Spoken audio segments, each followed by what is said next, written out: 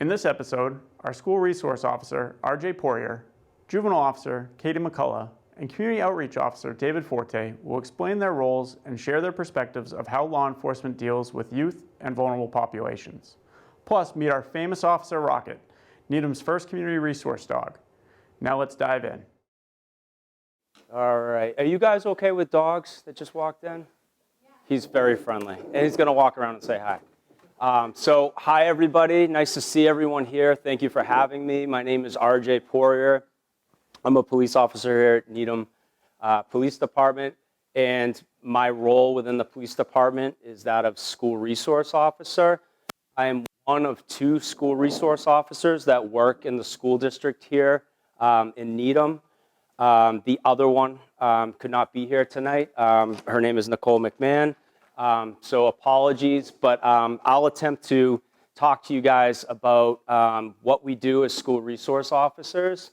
And then I'm also going to talk about Officer Rocket back here, one of our newer additions to the department, and how he helps us throughout the community and primarily in schools where he finds most of his time hanging out with me and the teachers and students.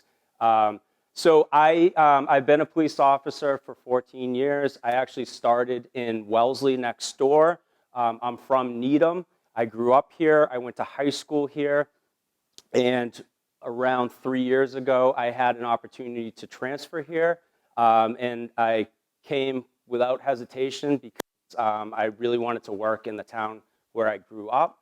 And then I was lucky enough after, 9 months here to be able to go for the school resource officer position, which is something within the police department that you interview for, like other specialized roles within the police department. You have to present a resume and interview for that. And it's something as far as the school resource officer position, where the school, namely the superintendent, is heavily involved with the decision-making around who becomes school resource officer as well, because obviously it's a collaborative partnership where they want to make sure that they're picking someone who's ideal both in the eyes of the police department and the schools. I know throughout the national media, whether it be police officers or school resource officers, sometimes we've seen things on the news that don't make school resource officers look like the ideal people to be in schools, police working inside schools.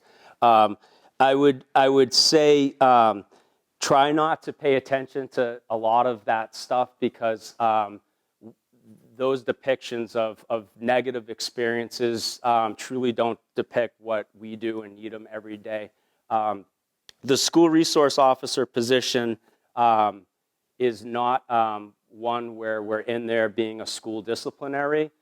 We are there more as a resource, a mentor for the kids, a connector. Kids go to school. They're there from around 8 o'clock in the morning till about 2:30 in the afternoon. They'll stay for extracurricular activities, and then they're at home. They're at home at night, sleeping at home. They're at home on the weekends, obviously doing their other things. So they spend a good amount of time at school, but they spend largely a greater amount of time outside of school. And so for the police to be in the schools, it provides an opportunity for someone like me to bridge the gap between home life and school life, to make sure that the kids are constantly looked out for, in good shape, safe, and that if they need resources, that myself, the other SRO, are directly there to work with counselors at the school, administrators, to make sure that we're providing those students or families the resources and services that they might need if they're going through a particular bad time or crisis. So what does that look like? I could have a student who's lost a family member. and the police have responded to the house, be it a parent, a grandfather, a sibling. And as police officers, obviously, we respond to those things in the community, and we're the first ones there helping the family in the midst of that tragic loss and crisis. And so obviously that's going to be something that the family wears heavily for quite some time. And imagine how hard it is to go to school as a student and just having lost a loved one. So something like that, I would connect with the school to make sure that counselors are immediately notifying and checking in on the student, that everybody is well aware that the student has gone through something like that, so that when they come to school and they're piled with the work that all the students have to do, that there's some understanding around what they're going through, and some resources there for them to cope and get through that. That's just a simple example. We see an increasing amount of mental health issues amongst both adults and students. Especially COVID has driven that up a lot. The students have gone through a lot recently, as far as being remote at home, doing school online, not having the normal social connections that they have with their friends, not having the outlets to play sports and get all that energy out. And so that's caused some issues where kids have experienced some mental health issues. And so we are there to help those kids through those crises. We connect. I constantly am in contact with counselors, working with them in regards to students who are going through particularly hard times. Students constantly come into my office to check in, just talk, and I'm there to listen, and obviously provide them advice. But if it's not something that I should be providing advice to them on, I am there to give them the resource and connect them with somebody like a clinician to get them to the hospital if it's more of an emergency nature, and to just stay in contact with their parents or counselors around what they might be going through. And the kids are great about it. The kids in Needham are great. And obviously, they make mistakes from time to time, but that's another reason we're there. I mentioned that we don't do school discipline. So, if a kid is, if a kid cuts class and doesn't go to class, that's on the school to give them detention. I don't get involved with that. The school might give me a heads up, and Katie McCullough is the next officer that's going to come in. She's our school attendance officer. It's a kind of a slightly different role than what I do.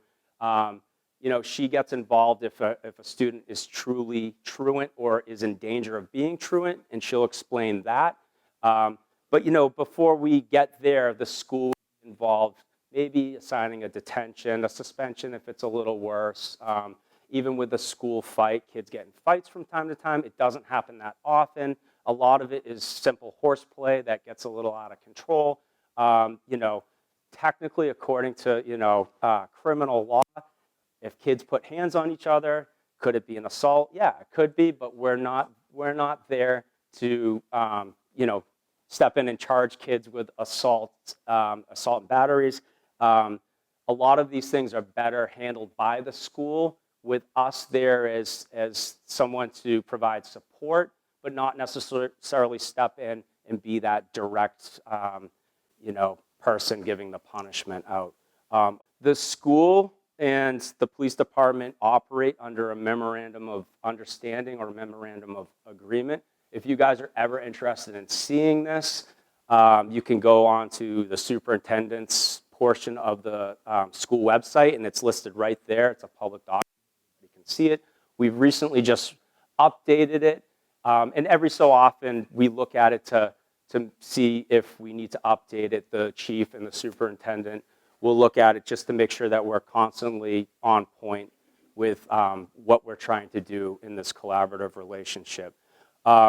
Just real simply, The MOU allows us to understand information sharing with each other.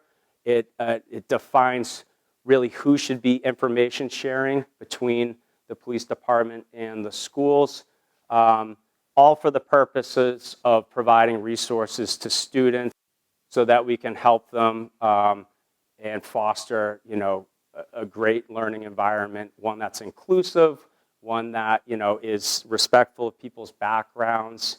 If you're looking for more information on that, I encourage you to look at the superintendent's website. Nicole, my counterpart, she's assigned primarily to kindergarten through 8th grade. So she's primarily found in the elementary schools, High Rock, which is 6th grade only, considered, middle school level, and then Pollard, the true middle school here. I am primarily at the high school. However, since we've gotten Rocket, I'm his handler. I'm everywhere in the district, bringing him into schools. And I'll get into him in a second. One thing that I didn't mention that I wanted to mention is that you see Lieutenant McGrath in a uniform here. Yeah, so I don't wear this to school. This is what I wear to school.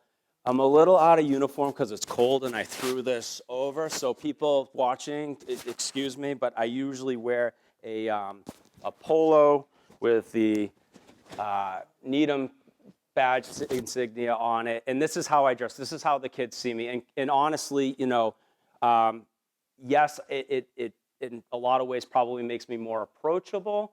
But yeah, but this is so the other reason that we're in the schools is for safety too, and so we're police officers and we're gonna still wear what police officers wear. But I have to tell you honestly, it becomes less about how you look and more about how you're treating people and building relationships. And so if I walked into Needham High School tomorrow in that uniform, which I've done before, just if I'm maybe giving a talk or have something else going on, it's seamless. And the kids aren't thrown off by it. They see me out in town sometimes when I am working a patrol shift from time to time, and it doesn't matter. It doesn't matter. Some of the other things we do, because you mentioned the belt, I mean, obviously the police are a big part of the reason we're there is to assist the schools in keeping the schools safe. Emergency planning. We help out with fire drills. Right now we're doing a lot of fire drills because they're mandated by the state, so we assist the fire department. And with a fire drill, we're in there making sure that the streets are covered by police officers in case the kids have to cross and keeping them safe as they get out the building. We're in there teaching armed intruder drills. Active shooter incidents have happened across the country. They're highly unlikely to happen in school, but we train the schools on them. We assist the schools in that training or questions around it. And we do armed intruder drills. We did one today at an elementary school, and they did phenomenal. Obviously, no one wants to see that happen. It's happened. It's tragic. We can immediately all recall, Parkland and other places where this has happened. It's highly unlikely to happen, but we do the training and we assist the schools in the training. Just to make sure that we're prepared in case this happens. I always like to tell the staff and the students that it's highly unlikely to happen anywhere. We're practicing at school. It's actually more likely to probably happen at a mall, at a theater, at a stadium, somewhere out in public than school, though highly unlikely to happen out there too. And so really, especially when I'm talking to the younger kids, my approach on it is number one, that we're practicing this like we practice anything else, like we practice our instruments, like we practice sports, like we have to go home and do homework and practice that. And, essentially what is that doing? That's helping us become more prepared. It's helping us become more confident around that. It's helping us maintain calmness around that if an emergency happens. And all of that in the spirit of problem solving in the midst of an emergency. And it's real, honestly, it's very relatable to the kids when you pose it like that, when it becomes just another thing we're practicing. Kids are more resilient than we as adults give them credit for. And it's very relatable to sports, to instruments, to doing other things. And they do a great job. Every time they do these drills, they do a great job. So today, for instance, we were at an elementary school, and we had already gone through some presentations on, why we do this, and to prepare them and to lower anxiety, because it is a scary thing, and we recognize that, right? And so what a drill looks like is, the principal will get on the PA and announce that there is an armed intruder or a dangerous person in this part of the building. So if it's by the main office, the students, the staff will know that they have two options. One is going to be to barricade and lock down in a classroom to keep the unsafe person away, if that person is close to their classroom. And the other, and always best option, but not always the immediate option, would be to evacuate the school, evacuate the building, right? And so, they're taught to lock down in their classroom if that's the most immediate, best decision. They learn to barricade the door after, to cause, an even harder time for somebody to get in. Studies, case studies have shown that in these incidents that have happened, the longer it takes for a dangerous person to try to manipulate and get into a door, the more they're likely to just move on and try something else. So these things have proven to be effective. Of course, evacuating is always the best option. And, these incidents, they're very dynamic. And so we teach them that just because you lock down in the first 2 minutes of the incident, with updated information, it might be the case where you have an opportunity to then evacuate in the next 2 minutes. So they learn this, and I'm impressed with how they handle it. I really am. So we're in there doing a lot of education, some of which is around safety points like that. I do a lot of talks with the kids around cyberbullying and social media use, because it can get quite out of hand. I also talk to a lot of parents about that too. So, any given day, I may have parents calling me with questions around, how do I manage this for my kid? And I'll give them advice. At the end of the day, the parent has to parent, but I can give advice, both as a police officer and as a parent myself too.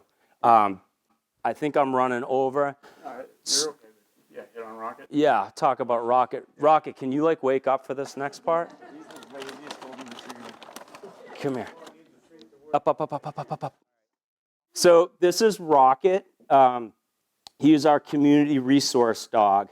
The chief, around the end of 2019, I think, saw an opportunity for us to get Rocket. There was and there still exists a grant from the Norfolk District Attorney's Office to provide these dogs to police departments, essentially as comfort dogs for the community.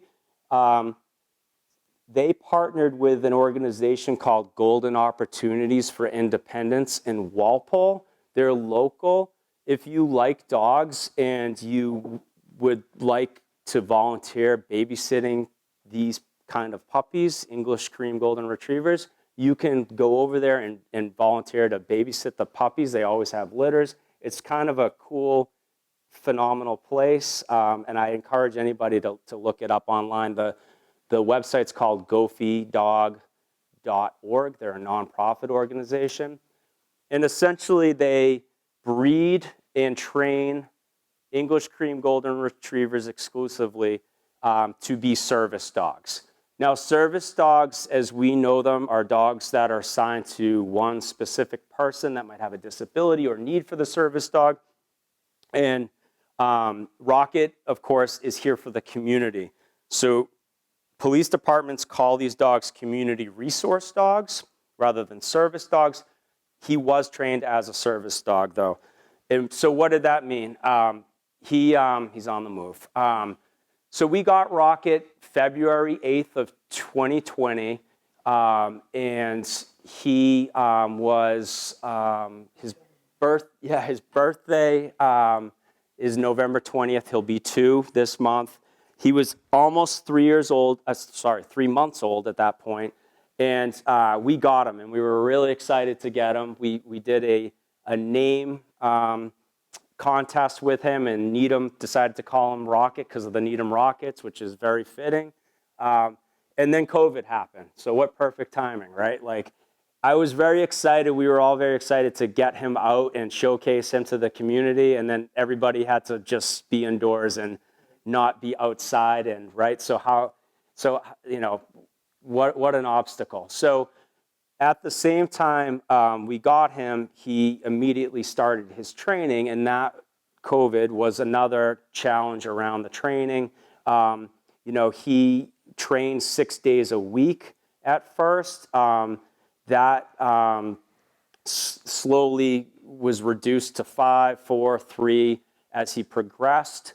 But we were forced to do a lot of this training on Zoom, just like the students of Needham did their classes on Zoom. So, it was challenging, but it was also kind of a lot, there was a lot of bonding, and it actually became a good thing. When COVID happened, we started a Instagram social media account for the dog as a way to be able to show Rocket to the community, to students who are missing out on seeing him in person. And that account's grown pretty well and has been pretty popular with the students at the schools. Rocket's training for his final certification was just over a year long. In that training, we did 3 major tests. Those tests were, around obedience, around public access, having him in the public.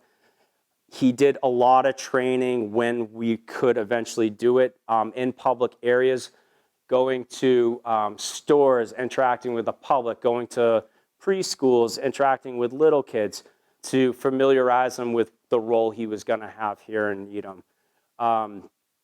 He did pretty well during the training. He's gotten a lot better since then. He's very used to his role, to the point where he wears that vest at work, and when he puts that vest on, when we put him in that vest, he knows he's at work.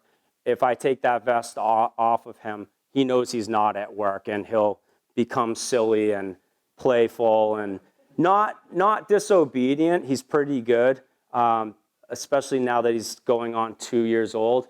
But he really does know he's at work when that vest is on, and he's been phenomenal. I honestly can't believe the effect he's had on the schools. The chief decided that the best place for him to be is the schools, and I think that was a good decision. We deal with a lot of kids who go through mental health crisis or issues, have ongoing anxiety, emotional, social issues, and Rocket has been just very instrumental in both de-escalating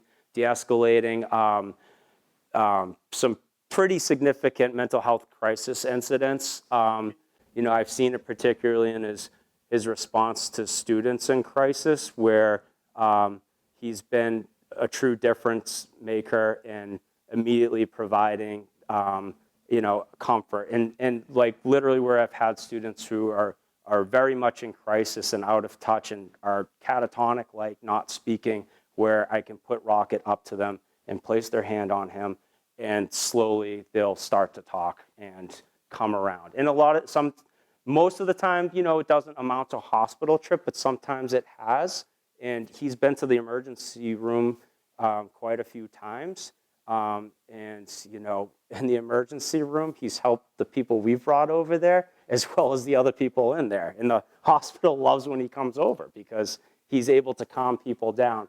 We do a lot of work within the school district with the special education program. And so he's working a lot around kids with disabilities, both in school and out of school. We go to events. Kids with autism, he's been great with kids with autism in school. So he's been such a game changer, but he's a busy guy. And so it's hard to also keep up with the demand of requests for him because he's visiting students not only when we have these issues, but we're also visiting to check in on people day to day and students, teachers, and just say hi and make sure everybody's good. My name is Katie McCullough. I'm a regular patrol officer here in the town of Needham. I just started my 19th year. I am also the juvenile, or as you would refer to, the truancy officer. And people sometimes become confused. Well, why do we have a juvenile officer when we have 2 school resource officers? We've kind of held over that position from back in the day before there were school resource officers. The juvenile officer, truancy officer position, and it worked out really well. I think we're one of the few towns that separates the school resource officer from the juvenile officer.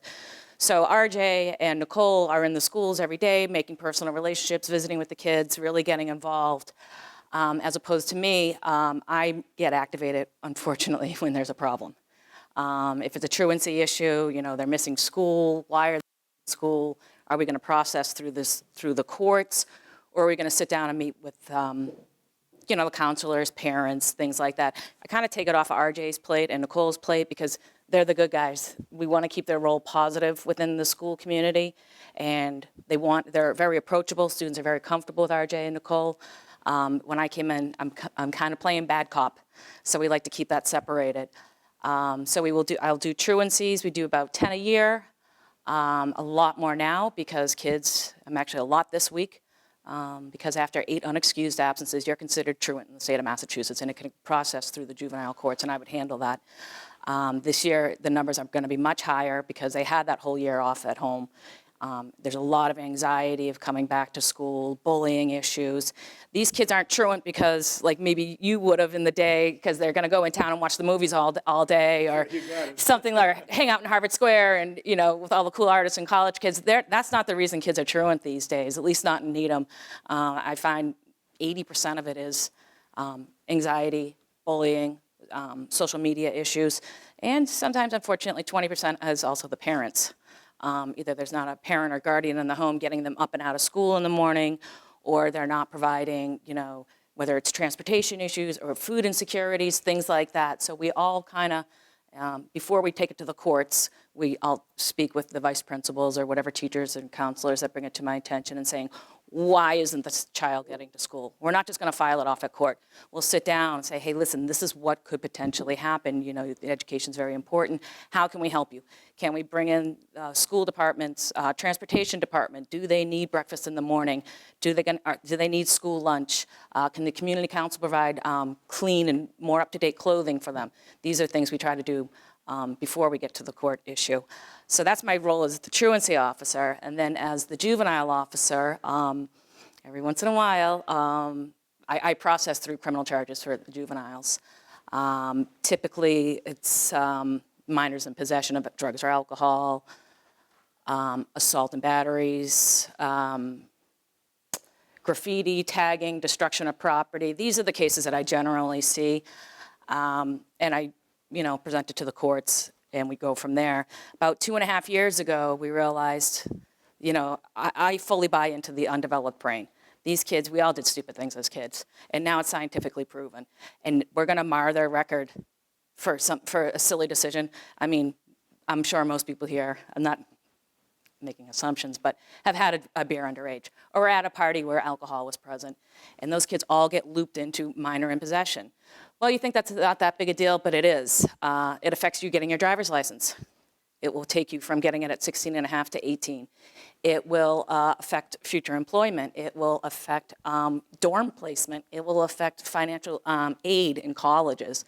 So it's a really heavy price to pay for a kid who was, maybe they didn't make the best decision. One night, they went out after the football game and they're in the woods and had a beer and got caught.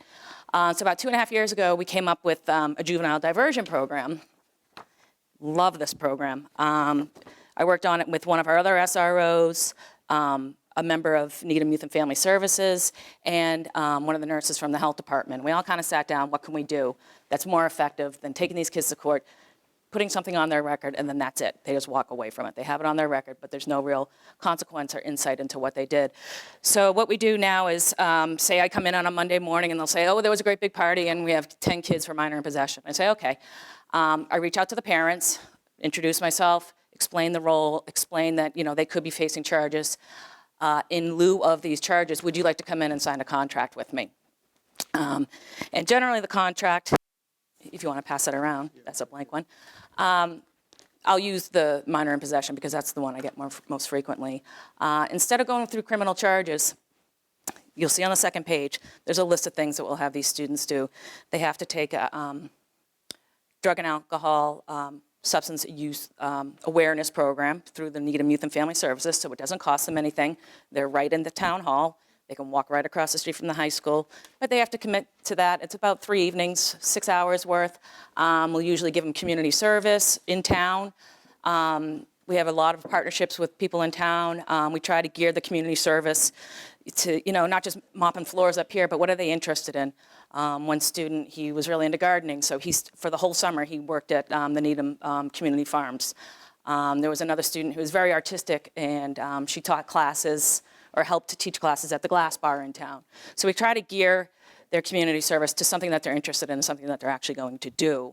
So before we did this, we used to go to juvenile courts and we would have hearings. We'd sit down as a unit, the student, the parents, myself, and a magistrate. And they would decide if they wanted criminal complaints to go forward in front of a judge, which is now giving that juvenile a criminal record.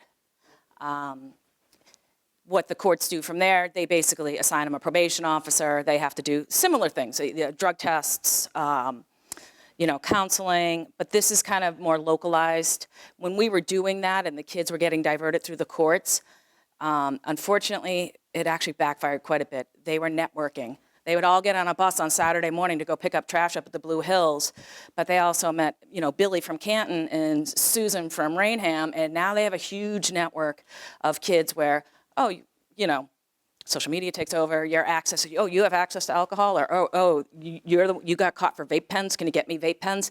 It really backfired. Like I said, they ended up networking in a way that we didn't like, and obviously we'd like keeping it in Needham.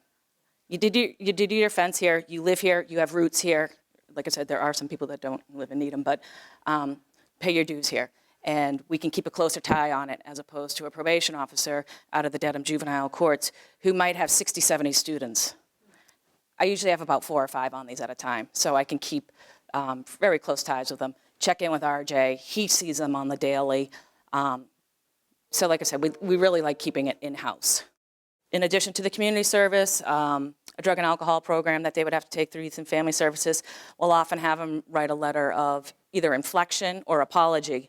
If it's, destruction of property, they have to really sit down and see how their actions impacted that homeowner or that student or whoever's property was damaged. So there is that inflection brought into it. And at the end of it, we'll keep it open. That's what we say. We say, hey, we're not going to file these charges. You have 3 months to do, 24 hours of community service, take the 3-night program, do your letter of inflection. In that meantime, no other criminal charges. If another criminal charges comes while you're in this program with us, it negates it. And we'll bring it to court. Sometimes it ranges from 3 months to 6 months. The longest we've had is a year. That was very rare. They're generally 3 to 6 months long that these students are under a contract with us. It doesn't go through the courts. It doesn't go on their criminal record. The only people that know about it are the Needham Police Department. It doesn't follow them in any way. as you'll see on one of the pages, there's some legal speak in there that I do speak to the schools, like, hey, I have this kid, he's on contract with me, how's he doing? And we will talk freely, and the parents and the students are aware of that before they sign the contract. So that's that program. We've done about 25 cases in 2.5 years. Last year was very quiet because everybody was in, so that was good. We've had one case of recidivism, and it was a student. It was a larceny charge. The day she was to come in, she signed the contract, she was going to come in for counseling. The day she was supposed to come in for counseling, she reoffended. We said, okay, that's fine. We're going to redivert you. We're going to go from 3 months to a 6-month program. Okay, great, everybody's on board. In the meantime, there was another incident for the same offense, and we said, okay, that's it. We've tried as much as possible. It just doesn't seem to be getting through. We brought it to the courts. We sat down. Even in the courts, we sat down and said, we'd really want something other than criminal charges. We had an older sister that came to the hearing, and she was a great advocate for the student, and try to get her back on the right path. And they're not all Needham residents. As long as the crime happened in Needham, we've had plenty of kids from out of town that come to Needham and meet friends or are dating someone in Needham.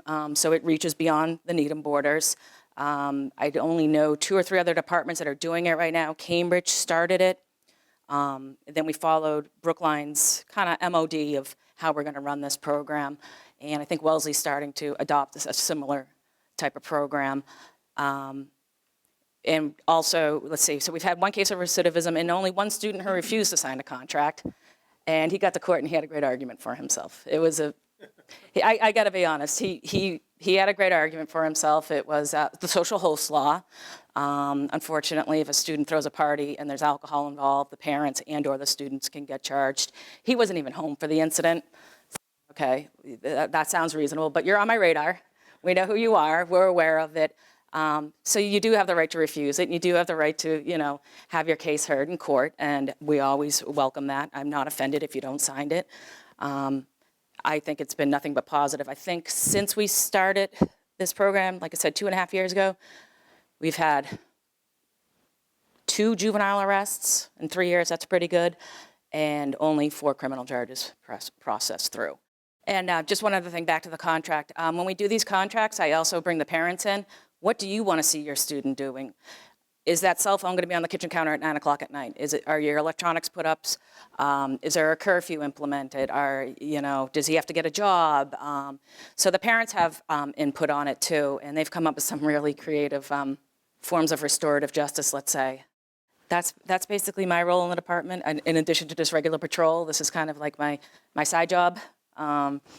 It takes a long time to get things through courts and to do these contracts, so I can kind of do it on my downtime. I really enjoy it.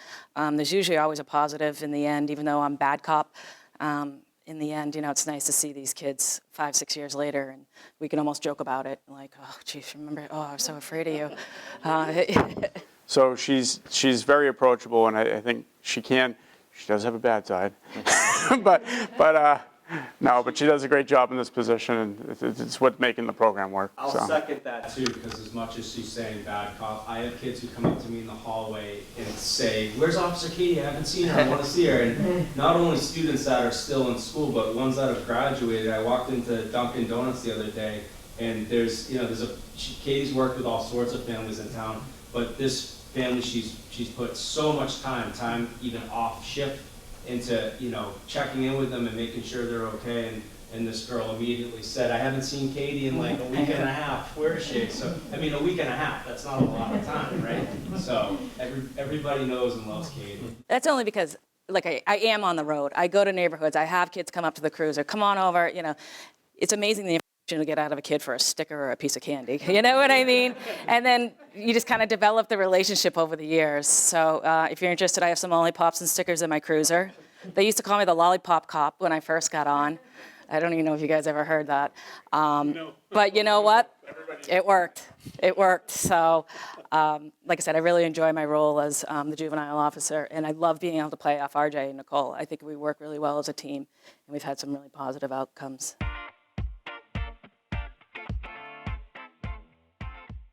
So the role is new to the department, and it's also new to me.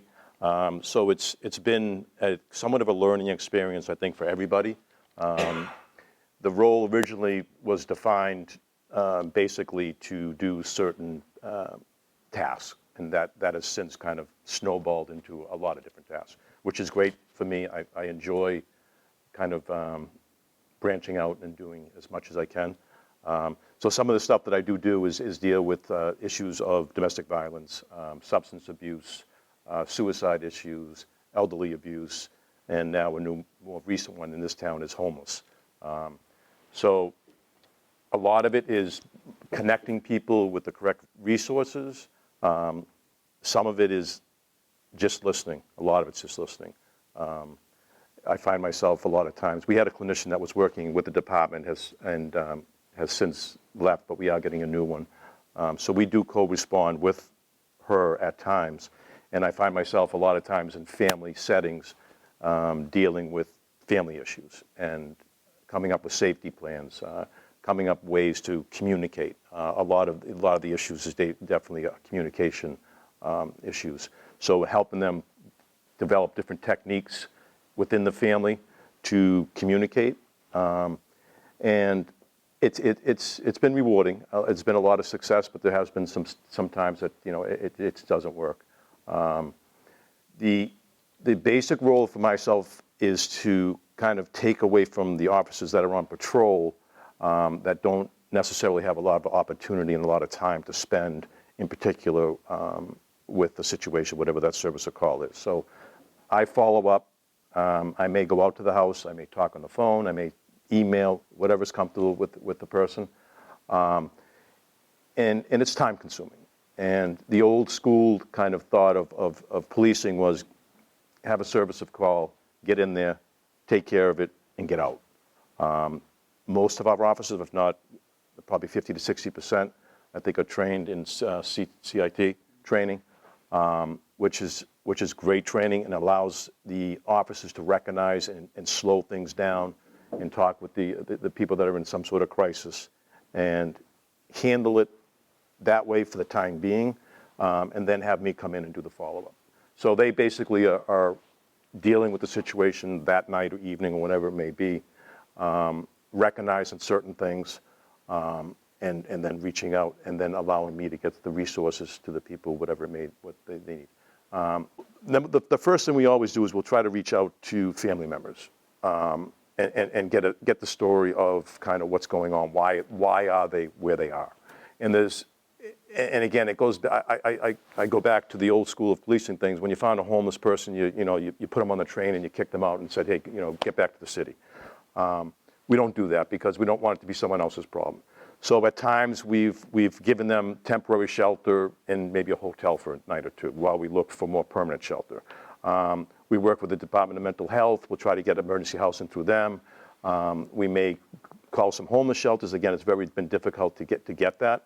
But we've also done things with family members and kind of found somebody that may take them for a few days or for a period of time, and then in the process get them the help they may need, get them some maybe job skills, get them some training and some job skills so they can be kind of more productive and get themselves back on their feet and be able to be productive. It's tough because people that are homeless, I shouldn't say this generally, but what I've encountered and what we've had here is they want to be on the street.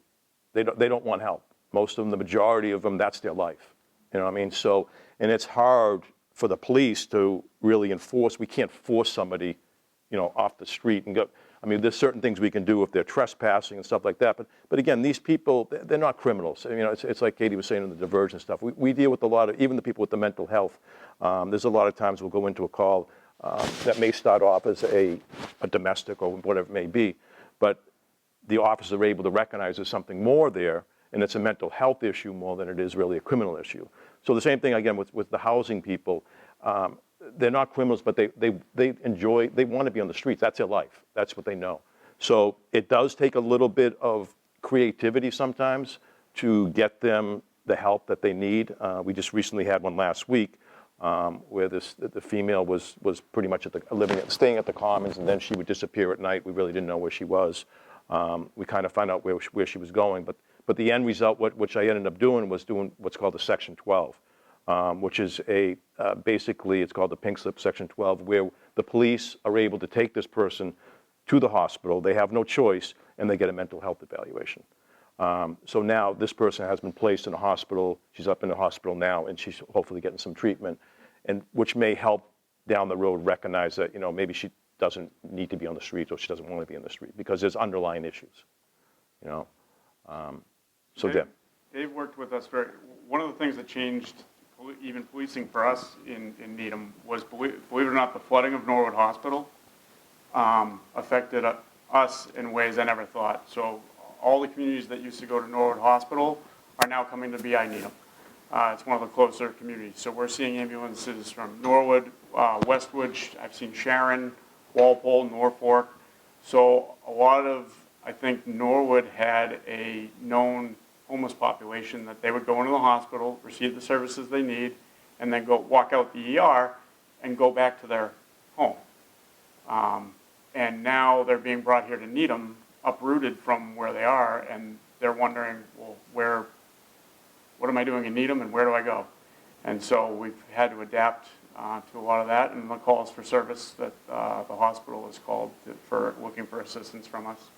So it's been interesting. We've had to, the past 2 years, year and a half, I can't remember exactly when it happened, we've had to kind of change the way we operate in a lot of things and have conversations monthly and figure out, well, that's something we hadn't seen before. Let's attack that. How are we going to set up ways that we can deal with it? And Dave meeting with hospital reps and kind of us understanding the role that the nurses play, the doctors play, we play. The biggest thing is that communication, understanding each other's jobs, because I think the frustration we run into is we are doing something because of X, they're doing something because of X, and we get frustrated that we're not meeting in the middle. So Dave's helping navigate that middle. So. And it's definitely a fine line on the homeless topic, because since Norwood closed, Norwood had a very high population of homeless people, and they were basically living on the streets there. And since it's closed, we definitely have an abundance of them, and we don't want to, we don't push them away. We try to help them and get the services they need, but it's definitely a fine line, because when I went back to saying that we put people in hotels at times, we don't want the word to get out, hey, the Needham police will put you in a hotel, go to Needham, you know what I mean? Because what they do is they do go to the hospital if it's cold, they want to get maybe a shower, they want to get a warm meal or stuff like that, so they stay for a couple of days. So it's definitely something we navigate, and every situation is different, because we just don't want to get that reputation of go to Needham if you want to stay at the Sheridan for like 3-4 nights. And the other big thing that we've been able to establish was a better relationship with the BI Needham, the hospital. What used to happen was they'd go to BI Needham would say, okay, you're done, you're discharged, and they'd walk out the door.